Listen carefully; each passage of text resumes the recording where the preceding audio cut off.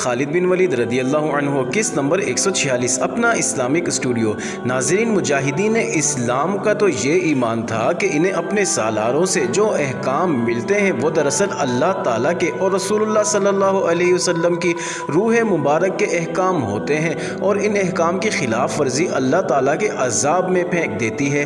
حملہ آور رومی فوج کو سب سے پہلا جھٹکا تو یہ پڑا کہ مسلمان اس طرح بیدار ہو کر مقابلے میں آ گئے تھے جیسے انہیں پہلے پتہ چل گیا ہو کہ حملہ آ رہا ہے۔ پھر رومی فوج کے جرنیلوں نے غلطی یہ کی تھی کہ بہت سے شہری رضاکارانہ طور پر حملے میں شامل ہونا چاہتے تھے، انہیں بھی فوج کے ساتھ حملے کے لیے بھیج دیا گیا تھا۔ وہ تیر اور تلوار اور برچھی چلا سکتے تھے، لیکن جنگ کی صورت میں وہ کسی ترتیب میں ہو کر لڑنے کے قابل نہیں تھے، بلکہ اپنی فوج کے لیے ایک رکاوٹ بن گئے۔ مسلمانوں نے جب بیدار ہو کر قہر اور غضب سے اس یلغار کو روکا تو سب سے پہلے رضاکار شہریوں میں بھگدڑ بپا ہوئی۔ عمرو بن عاص نے اپنے سالاروں کو پہلے ہی ذہن نشین کرا رکھا تھا کہ اچانک حملہ ہو جانے کی صورت میں لشکر کو کس ترتیب میں کر کے مقابلہ کرنا ہوگا۔ اس سے یہ ظاہر ہوا کہ مسلمان ایک ترتیب اور تنظیم میں تھے، اور ان کے مقابلے میں رومی فوج اور شہری ایک ہجوم کی صورت میں آئے، اور جب مسلمانوں نے قدم جما کر مقابلہ کیا تو رومی بکھرنے لگے۔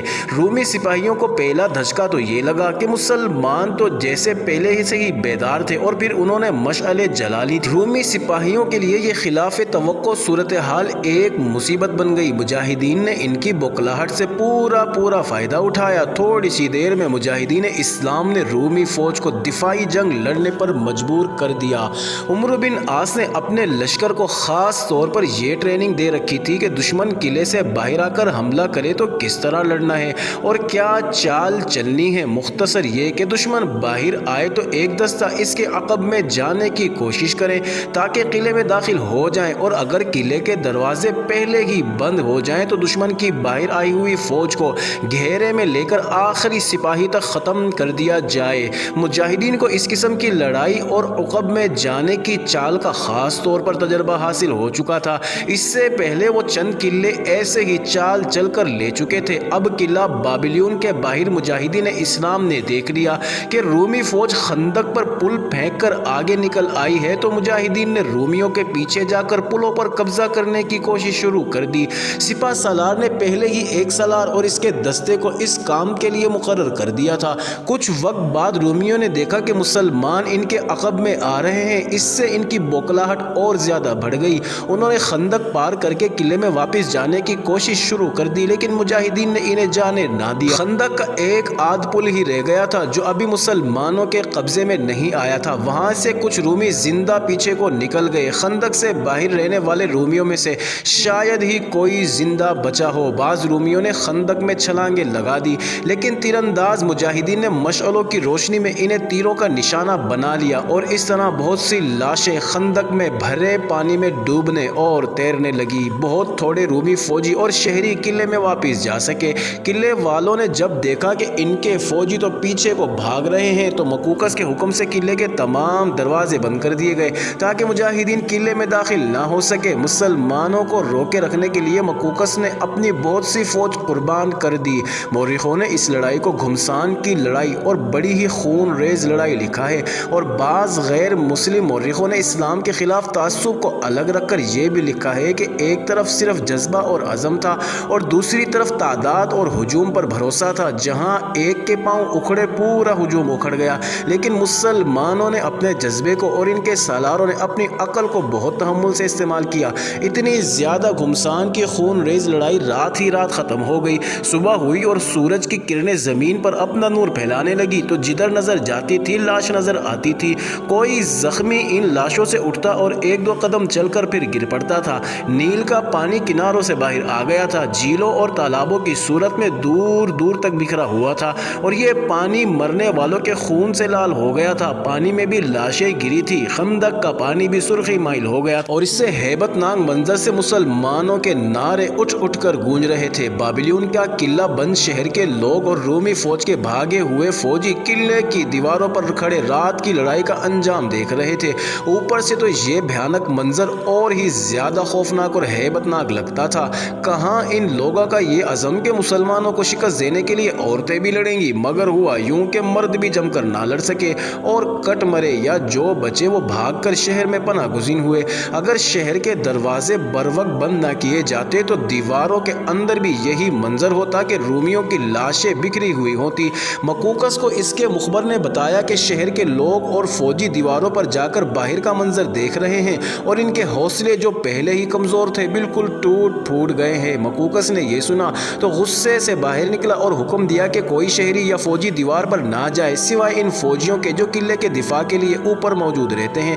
یہ حکم ملتے ہی مقوقس کے محافظ دستے کے بہت سے آدمی دوڑ گئے اور دیوار پر جا کر لوگوں کو ہانک کر اور دھکیل کر دیوار سے اتارا اور سارے شہر میں مقوقس کا یہ حکم پہنچا کہ کوئی آدمی بغیر ڈیوٹی کے دیوار پر نہیں جا سکتا۔ سب دیواروں سے اتر گئے تو مقوقس نے اپنے جرنیلوں اور ایک دو مشیروں کو بلایا۔ قیرس بھی آ گیا۔ ان سب کو ساتھ لے کر مقوقس دیوار پر چلا گیا اور باہر کا منظر دیکھا۔ دیکھ رہے ہو اپنی جنگ کا انجام؟ مقوقس نے کہا تم نے ان پر سوتے میں حملہ کیا تھا لیکن یہ خون آلود انجام بتاتا ہے جیسے تم سوئے ہوئے تھے اور مسلمانوں نے تم پر حملہ کیا تھا۔ میں جانتا تھا ایسا ہی ہوگا۔ تم اپنے آپ کو فریب دیتے رہو۔ حقیقت کو دیکھو، ہماری فوج لڑنے کے قابل نہیں رہی۔ ہاں اگر اسکندریہ سے کمک آ جائے تو پھر شاید ہم مسلمانوں کو للکارنے کا خطرہ مول لے سکتے ہیں۔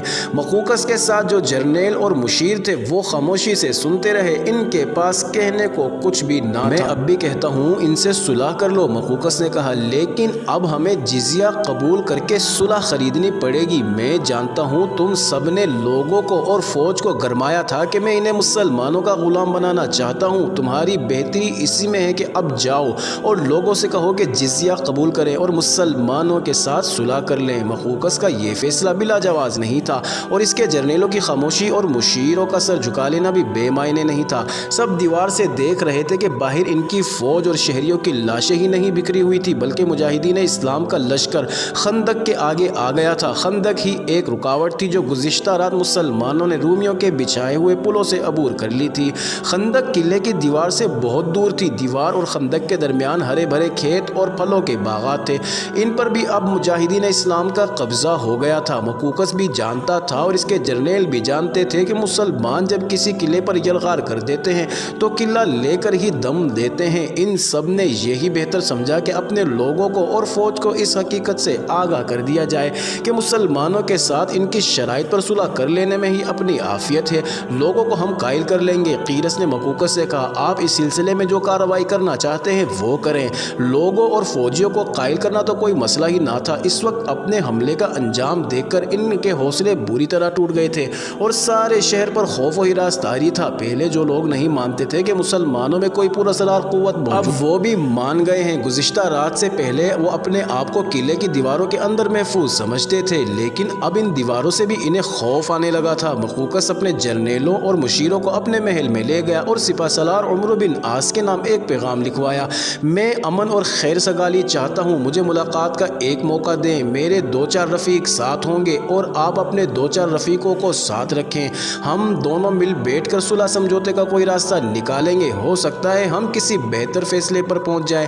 پیغام ایک قاصد کو دے کر اسی وقت روانہ کر دیا گیا۔ عمرو بن عاص اس وقت قلعے کے ارد گرد گھوم پھر رہے تھے۔ جب مقوقس کا پیغام ان تک پہنچا انہوں نے اپنے تمام سالاروں کو بلایا اور الگ لے جا کر انہیں مقوقس کا پیغام پڑھ کر سنایا۔ پھر ان سے پوچھا کہ وہ کیا مشورہ دیتے ہیں۔ صاف انکار کر دیں، سالار زبیر بن العوام نے کہا۔ آپ کا خیال بالکل صحیح ہے کہ یہ شخص وقت حاصل کرنے کی کوشش میں ہے۔ عمرو بن عاص نے دوسرے سالاروں کی طرف دیکھا۔ سب نے زبیر بن عوام کی پرزور تائید کی اور متفقہ طور پر کہا کہ ملاقات نہ کی جائے۔ کیا تم لوگ میری مجبوری نہیں سمجھتے؟ عمرو بن عاص نے کہا، کیا تم نہیں جانتے کہ امیر المومنین نے مجھے کیا احکام بھیج رکھے ہیں؟ امیر المومنین کا بڑے ہی واضح حکم ہے کہ مصر کا حاکم ان 3 شرطوں میں سے کوئی ایک مان لے تو اس کے ساتھ صلح کر لو، لیکن اپنی شرط پر 100% عمل درآمد کراؤ۔ اب مقوقس نے ہماری ایک شرط مان لی ہے، میں امیر المومنین کے حکم کی خلاف ورزی نہیں کر سکتا۔